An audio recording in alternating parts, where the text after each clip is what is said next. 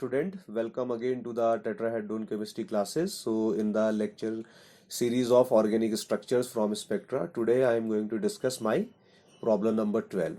Okay, so in this particular problem you have been given four different spectrum, sorry, right? First is your IR spectrum, second is your mass spectrum, and third is your 13C, or you can say the carbon spectrum, in which you have been given Dept NMR and your proton decoupled carbon 13 spectrum, and lastly you have been given the proton NMR spectrum, right? So we can extract the information from these different spectrum, okay, and then we can conclude what is the most probable structure which correspond to these spectra, right?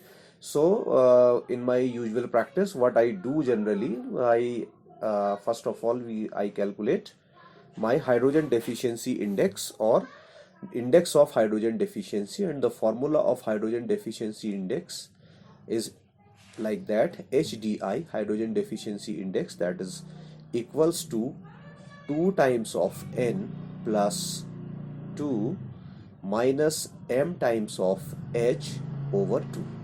This is the general formula which I am using, and N basically is the number of carbon atoms and M is the number of hydrogen atoms. Okay, so when you calculate your hydrogen deficiency index, that means you need your molecular formula, and in that case molecular formula is given as C5H8O. So I am writing here my molecular formula as well, C5H8O, right?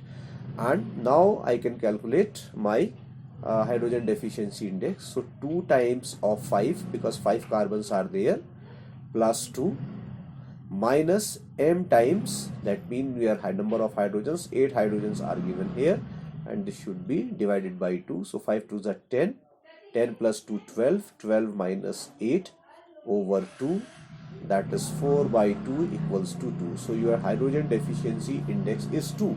So when your hydrogen deficiency index is 2, then what you can calculate? So it is giving you the HDI equals to 2, and when HDI is 2, then there is the possibility of the following combinations. Your compounds may have 2 rings, okay, or your compound may have 2 double bonds,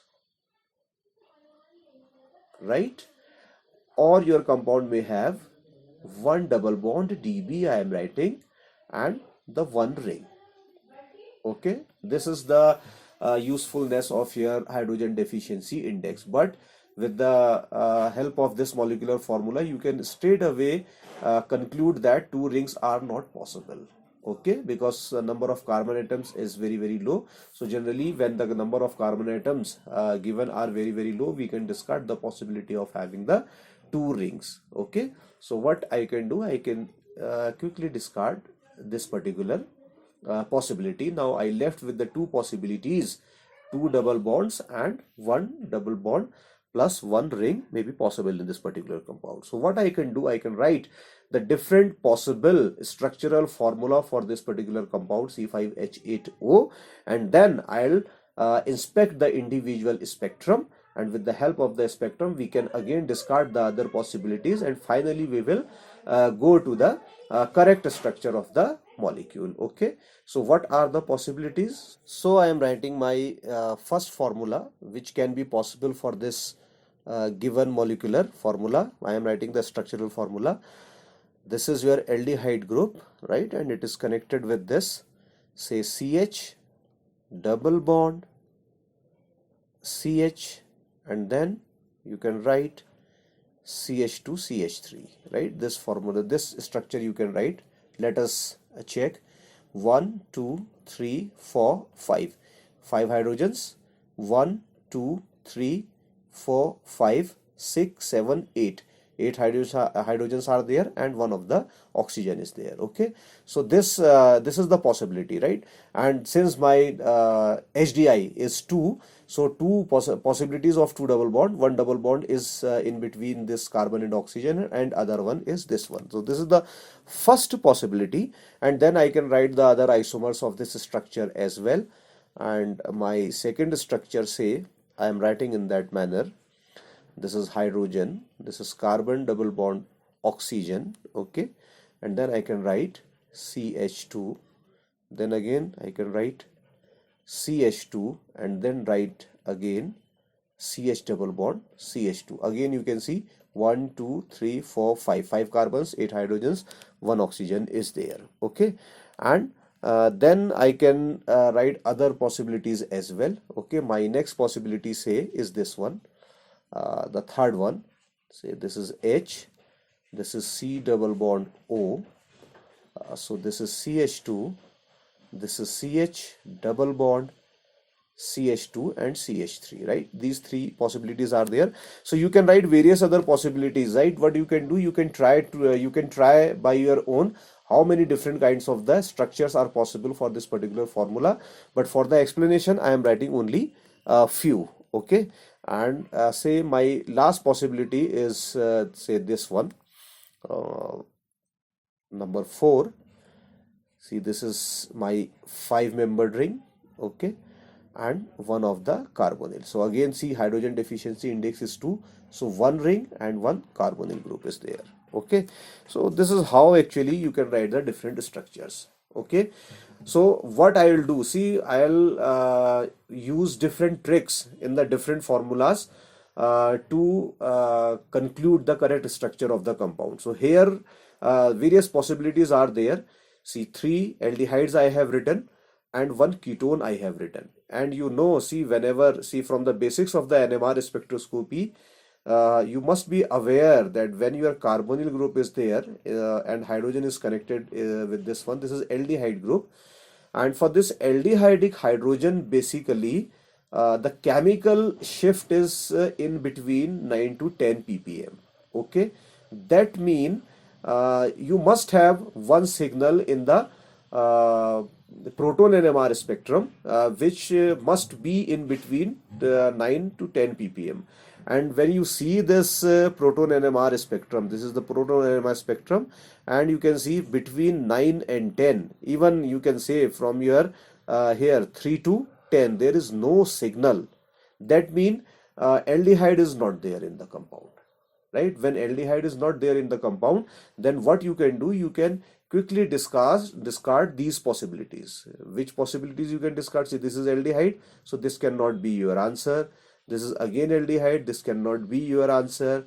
This is again aldehyde, this cannot be your answer. This very important information you can get from the proton NMR spectrum. See, if you are not able to see your proton NMR spectrum correctly, so I am zooming it, okay. So I have zoomed it and now I am showing you. You can see here, okay. So there is no signal in this particular aldehydic range. When this signal is not there, that means aldehyde possibility is not there. When the aldehyde possibility is not there, then we can discard that particular possibility, right? So again I am replacing this, okay. So these I have discarded. Now we can one more information we can get. Now if you see your Dept NMR, right? So again I am zooming this one, okay. Again I am zooming this one. So this is my Dept NMR, and in the Dept NMR you can see whenever you are your molecule is having CH2 group, so you will have the peak in the negative side, right? That means inverted peak you are having here. And for CH3 and CH you are having the upright peak or in the positive direction peak. But you can see in your Dept NMR, right, only this CH2 is present, right? When only this CH2 is present, then again you can discard this possibility because CH3 is absent, right? And again you can see this CH is again absent, right? You can see here, right? And again CH3 is absent. So based on the NMR, proton NMR, as well as on the Dept NMR spectrum, you can discard the various possibilities. I hope this is quite clear to you, okay. Now very important information which you can get from here, which is this one. Let's check your carbon NMR spectrum, right? So your carbon NMR spectrum basically is showing 3 peaks: peak number 1, peak number 2, and the peak number 3. This is my peak number 3, which is somewhere around 220 ppm. It's somewhere around at 220 ppm, right? So this 220 ppm basically is the peak due to the carbonyl functionality, right? Carbonyl functionality of the ketone. Okay, this is the range. Basically, this is the value of this one, because your carbonyl carbon resonates somewhere between 190 to 220 ppm, and you are getting this peak at 220 ppm. 220 ppm. That means ketone is present here. So what actually is happening here? We are having the possibility of this particular molecule. This could be your correct answer. Let's check whether we can conclude that this compound is correct or not. Okay, so I hope this is quite clear to you. Now I am focusing on this particular compound, and with the help of the spectrum I'll explain the things. Okay, so I need some space, so I'm deleting this. I hope you have noted down all these things. Now I can explain this particular structure. Say this is my correct structure. Okay, if this is the correct structure, first of all you can see here, this is your CH2, and this is again your CH2, and this is CH2 again, and this is again your CH2, right? This is the possibility, right? This is the compound. And in the carbon NMR spectrum, this carbonyl carbon is resonating at 220 ppm. Okay, now you are having two other different peaks. You can see one peak is at somewhere around say 30 ppm. Okay, and another one is at 40 ppm, right? So this is 0, 10, 20, 30, 40. So one peak is around 20 ppm and second one is around 40 ppm. Okay, now you can see why only these two peaks are there. So first of all, you should know this thing. This molecule is basically having a plane of symmetry. If I bisect this molecule in that manner, right? This is the imaginary plane which I have inserted in the molecule. So this half and that half, they are identical. That means only one set of carbon is this one, which is close to the carbonyl group, and one set of the carbon is this one, which is away from the carbonyl group. Since this carbonyl group is the electron withdrawing group, so these two CH2, right, they are actually de-shielded. When they are de-shielded, okay, so they will give you the peak a little bit downfield, and you can see this carbon, basically not hydrogen, this carbon will come at somewhere around 40 ppm. Okay, since due to this plane of symmetry, this carbon and that carbon, they are identical one, so they are isochronous and they will give only one peak. Similarly, you can see these two carbons are also isochronous. Their chemical shift are same due to this plane of symmetry. So next chemical shift for this particular carbon is this one, which is showing in the spectrum at 20 ppm, carbon spectrum. Okay, so you see this is your 20 ppm. So this is basically your carbon spectrum, 13C spectrum. Okay, and again you can see your Dept NMR spectrum. See, I need space, sorry, I need to remove this. Okay, now you can see here one peak is this CH2, second is this CH2. This CH2 is basically for this carbonyl group. This is corresponding, sorry, this CH2 group, and this peak is corresponding to this one. So this is the NMR, this is your carbon NMR spectrum. Now let us quickly check the chemical shift of in proton NMR spectrum. So what is happening in the proton NMR spectrum? So now I am discussing my proton NMR spectrum, and for proton NMR spectrum I am drawing my structure again. My proton NMR spectrum, I am doing the structure again, and again you know I am having what? A plane of symmetry. This is the plane of symmetry, and when I am having my plane of symmetry, it simply means I am having these two hydrogens here, okay, and these two hydrogens are here, and these two hydrogens are here, and these two hydrogens are here. Okay, since this is the plane of symmetry, so these two hydrogens are identical to these two hydrogens. So they are isochronous. They will give you only one peak in the proton NMR spectrum. Similarly, these two hydrogens are isochronous to these two hydrogens, right? So they will again give you only one peak, right? And since these two hydrogens are more near to the carbonyl group, so they must be downfield like your carbon peaks. Okay, so they must be downfield and they must be upfield. So basically, you see these two hydrogens which are downfield, they will give you the peak at 2.1 ppm in the proton NMR spectrum. This is my 1H spectrum. This is my 1H spectrum. Okay, and then I am having my these two hydrogens. This will give you the peak which would be little upfield, and they are resonating somewhere around 109 ppm. Okay, how you can see here, these two peaks are there. They are very close to each other. This one, which is the first one, more close to the TMS, it corresponds to the 1.9 ppm in the on this delta scale, and this is this one. This peak is corresponding to the 2.1 ppm in the delta scale.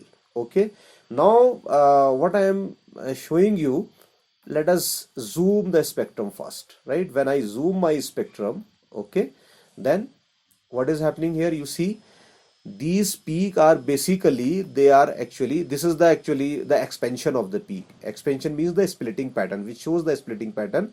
However, this splitting is not very clear here, but believe me, I am telling you, this peak is basically a triplet. This peak is basically a triplet. Okay, and this peak also is a triplet. So two triplets are here. So when two triplets are here, what is the reason for this one? Zoom out. Okay, you can see here these two hydrogens are there and these two hydrogens are there, and here there is no hydrogen present on the carbonyl group. So when you calculate the number of splitted peaks, right? So here I am writing splitting, and you will simply use your n+1 rule, where n is the number of surrounding atoms. See, if I mark these hydrogens as HA, so this would be also be HA, and the bottom hydrogens, this is your HB, this is again your HB, so this is HB, this is HB again. Okay, so I am first of all I am getting this, I am calculating the splitting pattern of HA, right? When I am calculating the splitting pattern of HA, that means I need to check what are the number of the hydrogens present on the adjacent carbon atom. So these are the two hydrogens which is attached to this carbon, and in this adjacent carbon you are having two hydrogens which are also identical. So when these two hydrogens are there, so you can write 2 plus 1 equals to 3. 3 means a triplet, right? That's why this triplet is given here. Okay, this triplet is given here. Similarly, if I calculate the splitting pattern of HB, I am not writing HB, but I am explaining you. So in the neighboring carbon, you are having the two hydrogens. So again, 2 plus 1, HB will also give you the triplet. So second triplet is this particular one. Okay. So this is all about your spectrum, carbon spectrum and your hydrogen spectrum. Now let us check next spectrum. Which is your, say I'm removing this, okay? I'm removing this, right? So in your IR spectrum, so this is your IR spectrum. Let us zoom it first. So this is your IR spectrum, and IR spectrum is showing a very sharp and very intense, pointed, very sharp and very intense band at 738 ppm, which is corresponding to what? Carbonyl group. Presence of the carbonyl group. See, other peaks are not labeled in this spectrum. That means they are not very much of importance. So we need to rely on the information which I am getting from this peak only. And this is the area where your methyl and methylene stretches are there.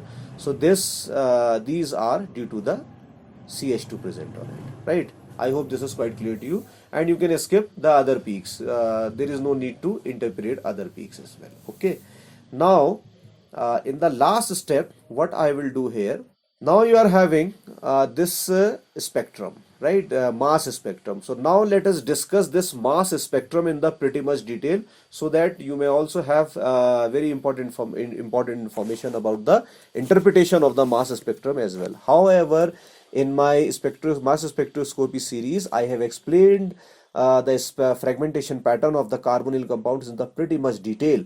But those who are new here watching video for the first time, it is very important for them to understand the fragmentation pattern as well, right? So if you are new here watching video for the first time, what you can do, you can search mass spectrometry by tetrahedron chemistry classes in the YouTube.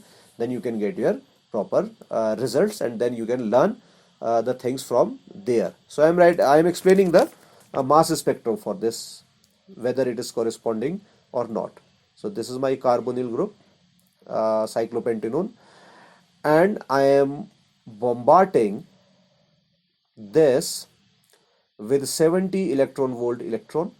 So 2 electrons would be ejected from here, minus 2 electrons. You know, oxygen is also always having 2 lone pairs on it. So 1 electron is basically is the 70 electron volt electron. Second is coming from these two, from these lone pairs. Okay, so what result I am getting here? My result is this one. This is very important, mass spectrum. Okay, so this is double bond, oxygen, 1 lone pair is there, right? And 1 positive charge is here because I have ejected 1 electron. Okay, so when you calculate, see, the molecular weight of this compound is basically what? 84. How 84? I am explaining you here. I can explain. C5H8O. So 5 carbons are there, atomic weight is 12. 8 hydrogens are there, atomic weight is 1. 1 oxygen is there, atomic weight is 16. So this will give you 60 plus 8 plus 16, that is 84. So the molecular weight of this compound is 84. Molecular weight is 84. And this is say your molecular ion. Okay, and this molecular ion is also having the molecular weight of what? 84. So basically this is your M by Z value, 84, and you are having this peak here, your molecular ion, M positive, right? This is the way of writing the molecular ion. How I can write? How generally we write the molecular ion? M dot and positive, in that manner. Okay, or you can write your dot and positive outside the bracket as well. This will not make any difference. Okay, this is very important, you need to understand. Okay, so now what is the very important fragmentation pattern in your aldehyde and the ketones, right? Alpha cleavage. So here I am doing my alpha cleavage. Alpha cleavage, right? So this is your functional group, and this carbon and carbon bond is the alpha bond, and this bond is also the alpha bond. Okay, here just present next to the carbonyl group. So I am doing the alpha cleavage here. So I'll do, how I can do the alpha cleavage? I am breaking this particular bond. So when this bond will break, one of the electron will shift over there. Okay, and 1 electron will come here. Okay, and I need to show with the half-headed arrow, because in the chemistry, half-headed arrow shows the movement of the 1 electron only. So what result I am getting here? So result is just like that. This, and this, because I have break this particular bond. And now this is C triple bond O with lone pair and a positive over there, and one of odd electron is present on this particular carbon. See, one oxygen is having here, one electron pair, one extra electron is having here, and one is coming from the cleavage of this particular bond. So these two will combine and it will make a triple bond, and this positive will return onto this particular one, and this is the dot here, right? This is the dot here.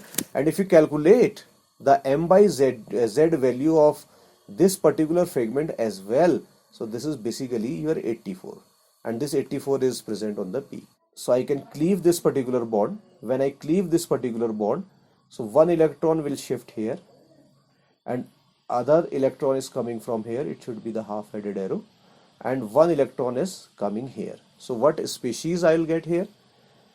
Oxygen, triple bond, carbon, double dot positive is there, and this, and this will have a dot here, and then you are having what?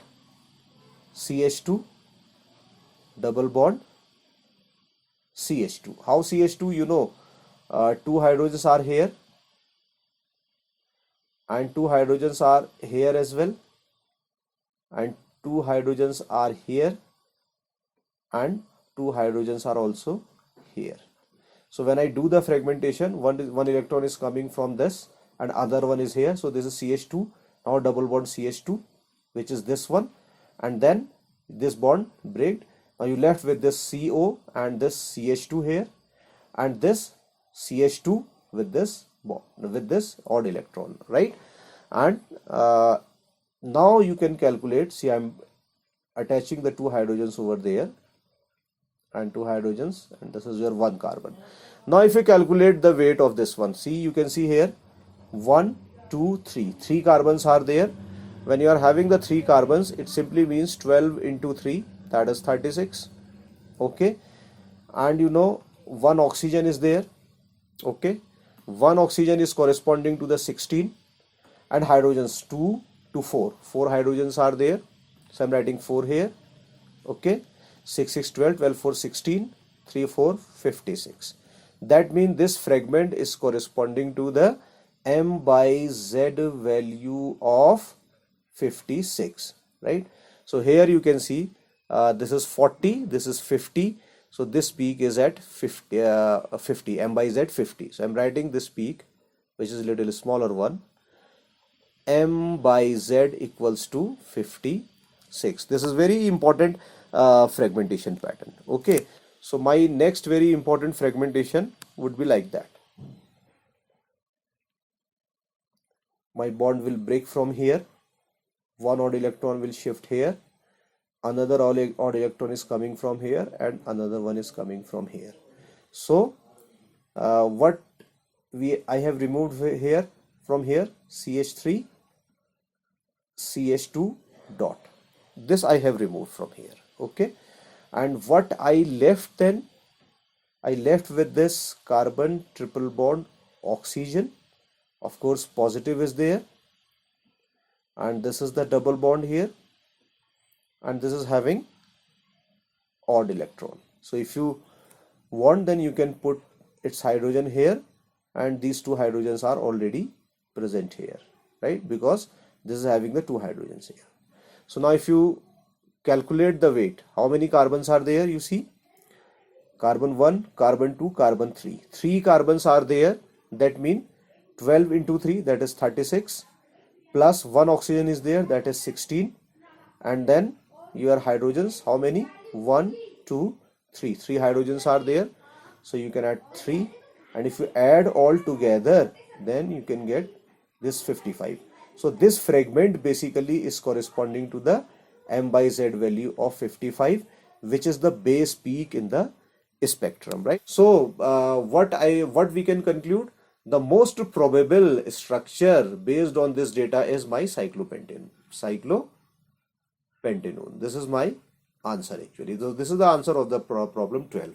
I hope you understood the lecture. Okay, if you understood the lecture and grasped the things, then please like the video, and if you are watching video for the first time, please subscribe the tetrahedron chemistry classes and do share with your friends as well, right? And I'll meet you in my next lecture. Thank you very much.